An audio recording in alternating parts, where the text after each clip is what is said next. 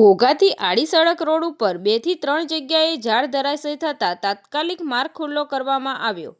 ઘોઘા વિસ્તારમાં વાતાવરણમાં અચાનક પલટો થતાં સમગ્ર ઘોઘા વિસ્તારમાં ભારે પવન સાથે વરસાદ વરસતા અનેક જગ્યાએ ભારે નુકસાન તેમજ ઘોઘાથી આડી સડક રોડ ઉપર 2 થી 3 જગ્યાએ રોડ ઉપર ઝાડ ધરાશયી થતાં તાત્કાલિક ઘોઘા ગ્રામ પંચાયતની ટીમ પહોંચી ઘટના સ્થળે.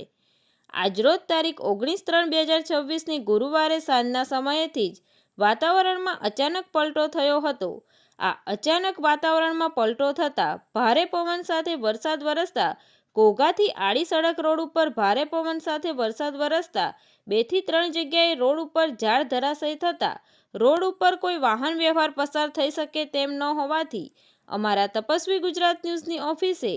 એક કોલ આવતા અમારા તપસ્વી ગુજરાત ન્યૂઝ દ્વારા તાત્કાલિક ઘોઘા ગામના સરપંચનો સંપર્ક કરવામાં આવ્યો હતો અને તાત્કાલિક ઘોઘા ગામના સરપંચે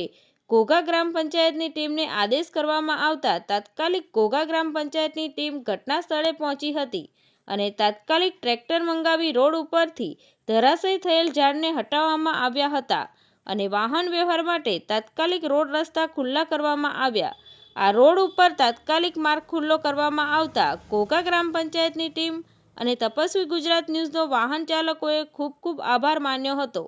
તંત્રી મહેબૂબ રફાઈ સાથે news reader Sneha Patel, Tapasvi Gujarat news, Ghogha.